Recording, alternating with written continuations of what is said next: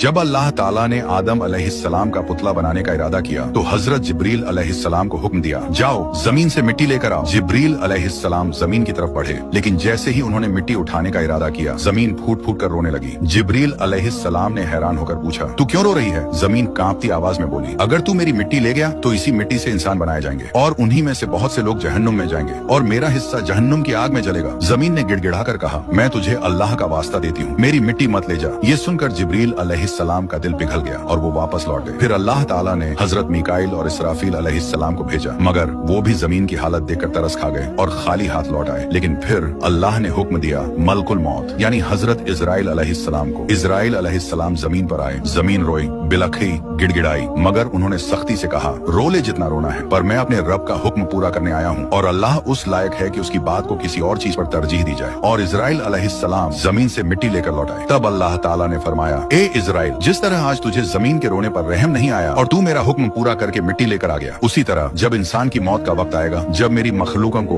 दोबारा मिट्टी में मिलाने का वक्त आएगा, तब उनकी रूह भी तू ही कब्ज करेगा।